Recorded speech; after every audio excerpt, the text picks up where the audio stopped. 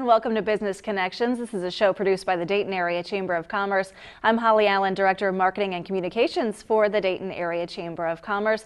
With me today is Bryan Bucklew, President and CEO of the Greater Dayton Area Hospital Association, also affectionately known as GDAHA. Yes. Thanks for being with us today, Bryan. No problem. On this show, we usually focus on things, especially in the business community, that are really positive going on. Of course, everyone in the Dayton area knows that we are known for innovation, everything from the Wright brothers to the National Cash Register Company. But a lot of times the stories we hear are not really from this era. Correct. So here we're talking about a new program that will actually hopefully create new stories we can tell about innovation in the Dayton area. It's called the Ascend Project. Absolutely. Is that correct? Yes. I want to back up, though, because Sure. we talked about GDAHA and who you represent.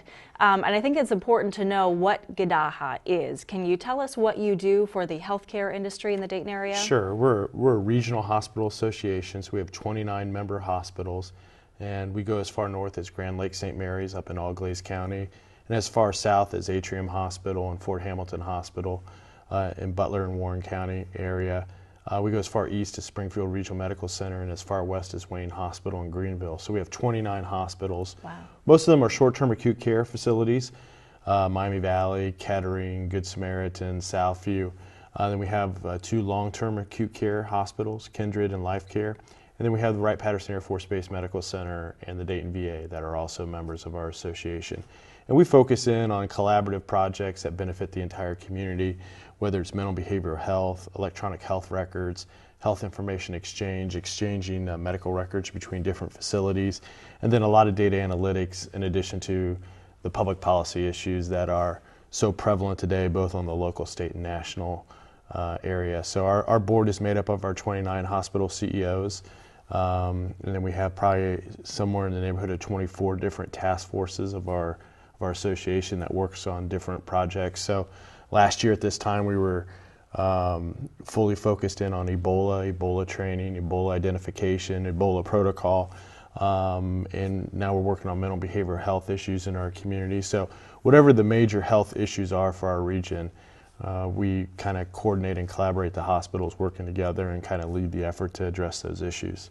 So it's kind of, it's essentially a membership organization that brings all those hospitals together, make sure they're talking to each other. Correct. And it's something that's very beneficial for not only the hospitals but also for the region. So if you take the top 100 metropolitan regions in the country, we're one of only 10 that doesn't have a university hospital, public hospital, city hospital, county hospital. So we're in a much different situation than our neighbors in Cincinnati and Columbus and Toledo and in Akron and Cleveland, where they do have access to public hospitals and university hospitals.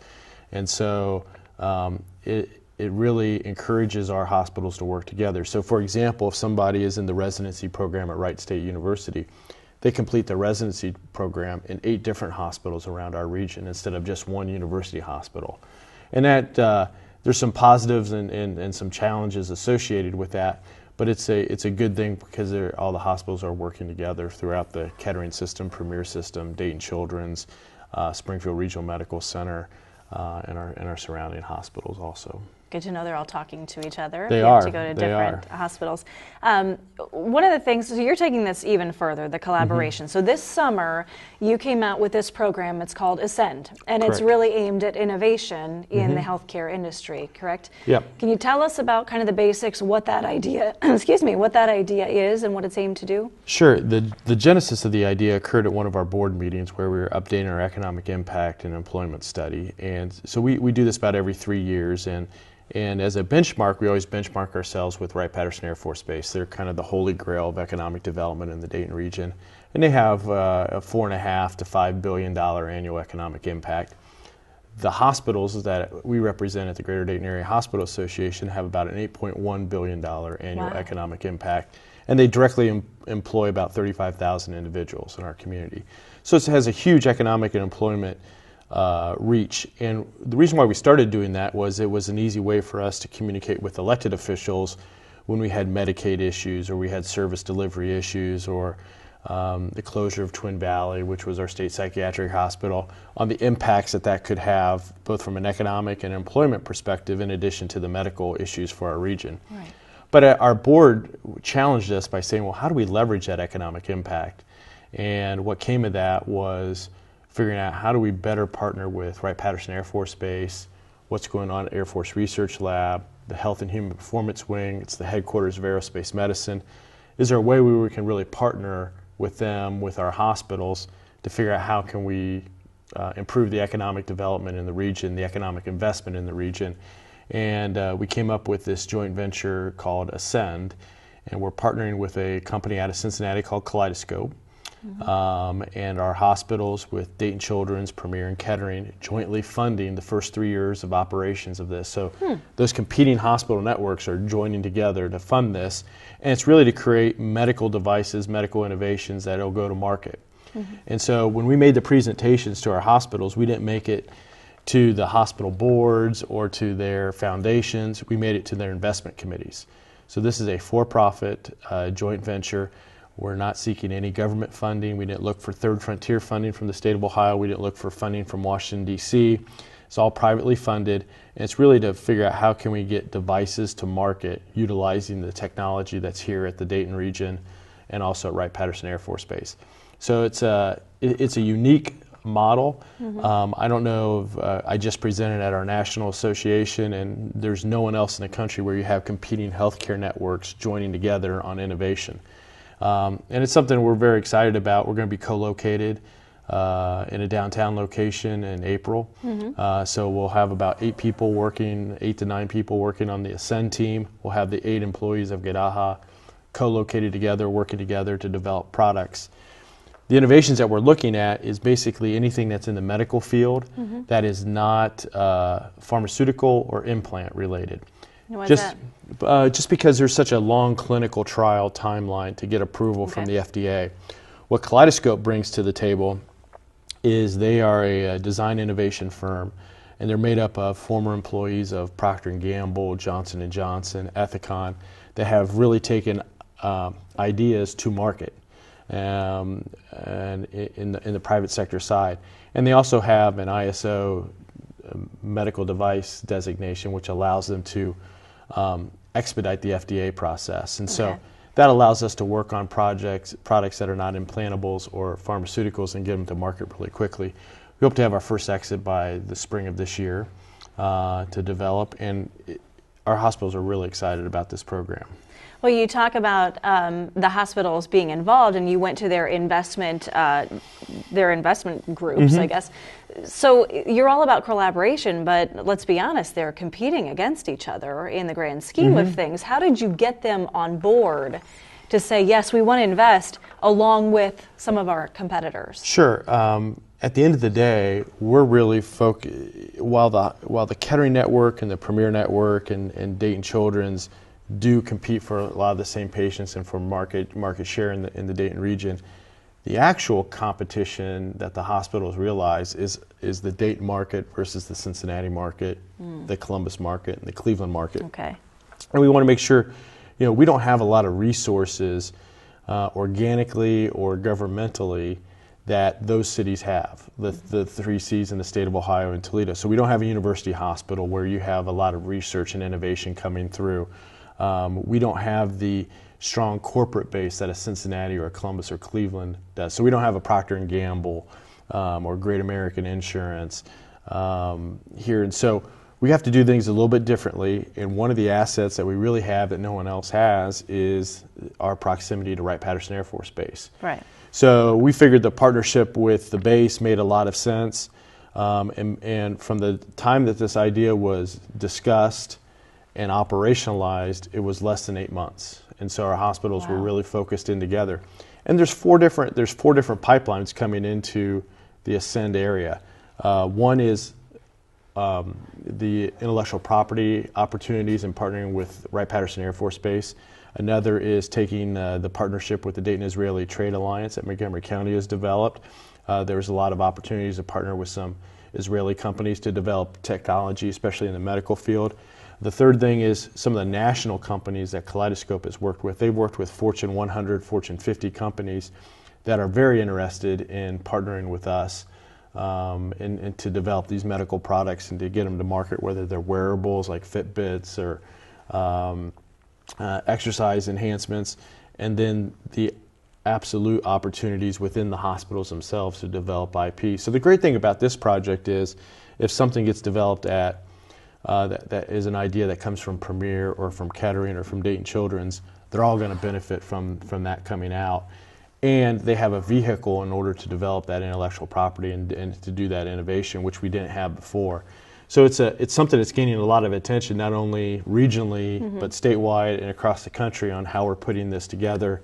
And the hospitals, the Kettering leadership, the Premier leadership, and Dayton Children's leadership should really be commended for doing something together jointly. Absolutely. The idea itself is innovative, but the idea that it will create more of these stories of innovation is really exciting in the Dayton area. And I think, you know, we've had some, I would say, mixed success in terms of trying to develop and commercialize technology coming out of Wright-Patterson Air Force Base. And we think some of the challenges before have been, they've all been government-based. They've all been looking for grants or funding from the state government or federal government, or working through the university system. This is set up as a business plan. So there is a business plan. There's a business pro forma. We made presentations to the investment committees, and so this is a multi-million-dollar investment where we think we're going to have significant returns on that investment. So this is just not some philanthropic endeavor that the Hospital Association and our hospital members are trying to do. This is to look to actually have quantifiable returns on investment, job creation in the region, very metric focused, and we think it's going to be a great opportunity for the Dayton region, and we think it's going to be very successful. Absolutely. How does an idea from start to finish, how does it come into the Ascend program, and how do you then foster it so that it can become something that is sellable? Sure. So what Kaleidoscope brings to the table is the employees of Ascend are either former Air Force Research Lab individuals, former Kaleidoscope individuals that have really focused in on developing intellectual property. So we are not working on projects or products where we don't have an ownership into the intellectual property. So we're either going to organically create things and have the patents and hold the patents, or co-develop or add intellectual property to an existing device. So you're not buying an idea from a small business that would No, come and so we pitch want it. to co-develop that, and so we have bioengineers, we have scientists. Actually, Air Force Research Lab has been so gracious to partner with the Greater Dayton Area Hospital Association. So we have an embedded scientist from Air Force Research Lab working for a year that the Air Force is paying to figure out how do they help commercialize technology, because the Air Force is under pressure in the Department of Defense to figure out, are there other ways to leverage the billions of dollars that they spend on research and development into the Dayton region, and not only at Wright-Patterson Air Force Base, but across the country. So we think there's some significant opportunities here, and so these ideas come in, they get developed. The space that we have 3D printers, so we can prototype different devices. We have computer software where you can engineer them. We have software developers where if they could be apps that could go on Android devices or iPhone devices. So there's some really unique opportunities. And we have a willing partner with Air Force Research Lab at the base, and so we think that there's just the amount of intellectual property that's available out there.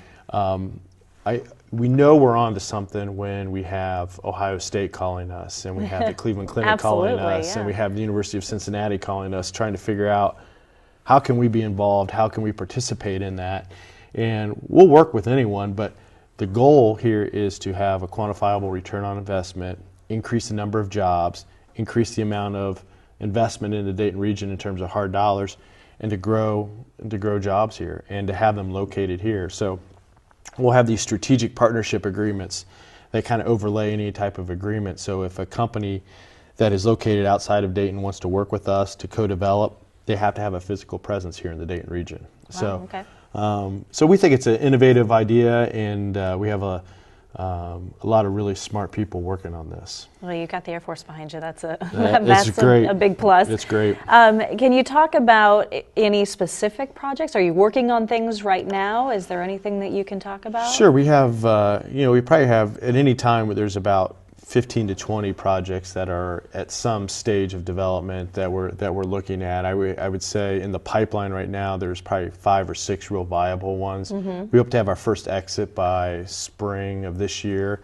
Some of the areas we're looking at, one sounds very complicated, and it is, but it's called transcranial direct current stimulation. I don't even know how you said that. Well, what it is at the Air Force, they're flying drones 24/7 in different parts of the world, but there's no computer algorithm to identify what those drones are seeing at any part of the day, and so you have human intelligence, human beings at the other end, looking at that drone coverage 24 hours a day, 7 days a week, 365 days a year. It's a big job. And the Air Force was saying, well, how do we make sure that we're not missing anything, that the intention is there? Do you do 4-hour shifts? Do you do 8-hour shifts?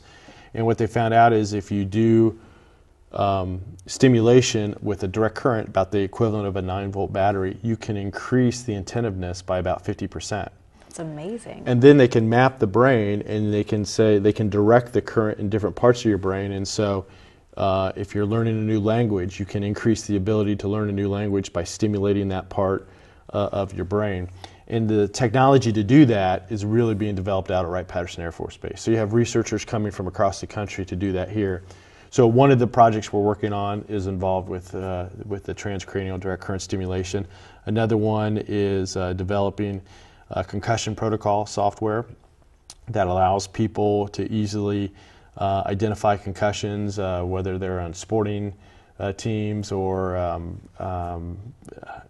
in the field, so a parent or a coach can do that. So we think that's something that's going to be very useful and, it's a hot topic right has now. A huge market. And so not only is the device has that cool factor associated with it, but the intelligence and the design behind it and the algorithms and the identification and the science behind it is stuff that's really exciting and that's being developed here. And so we're excited about being co-located with the Ascend team, and we think there's going to be a lot of synergy between the hospitals and the base and the Ascend team to develop these products. So if something is sold out of this program and it becomes marketable, who's then profiting? Is it the hospitals who invested? How does that work? Sure. And then who owns it? Sure. Well, the Ascend Corporation owns it, so they own the intellectual property, and Ascend is made up of 50% of Kaleidoscope and 50% of the hospitals that have invested in it, and then it could be licensed to another company, whether it's Nike or Under Armour or Microsoft, or it could be spun off in its own company and developed here locally. But we want to, the overall goal is not only to have a return on investment, but also to invest in the Dayton region and grow the jobs in the Dayton region. So the genesis of this, we keep going back, is that the hospitals have such a huge economic and employment impact. How do you leverage that economic impact to grow jobs and to grow innovation in the Dayton region? And we hope to attract more young professionals into the Dayton region with these opportunities. So there's a great resource over at Air Force Research Lab. We're partnering with both universities, with the University of Dayton with their research institute, and with Wright State Research Institute. So we have some great opportunities. I think we have some great opportunities for internships and externships. But they're developing things where they're visualizing how products could work, coding them, doing the software development, making them with 3D printers, and then testing them out right here in downtown Dayton. So it's some really great stuff that's taking place in the Dayton region. There are definitely fascinating things going on. I don't think most people even know are happening right in the Dayton region. Yeah, and I think part of this is we kind of had a soft launch, and we'll be more public as we start moving this stuff forward. But this is something that the hospitals are not only financially invested in, but also a community invested in, and they think this is a really good thing for the community. And I keep emphasizing how important it is for people to realize that you have Kettering, Premier, and Dayton Children's all working on this together, all coming together with a common cause, and being very supportive of this initiative. So it's they need to be commended. It's something to be proud of. Absolutely. What's the long-term goal for this, Brian? Where do you see this 5-10 years down the road? Well, 5-10 years down the road, I would personally hope, and I think Ascend would hope, that we would have a number of companies located here in the Dayton region, that the number of jobs associated with those job creations is in the hundreds, not the single digits, and that there's a lot more economic development and investment coming in from different venture capitalists into the region to fund these projects and to fund the development, and have some strategic partnerships with some national companies that would start having a presence here in the Dayton region. So I think that would be I think that's the long-term goal, and I think it's a very realistic goal. The great thing about this program is that, we're not, I don't want to say hamstrung, but we're not limited by trying to figure out, well, what do we have to do in order to get this grant, or what do we have to do to get this government program?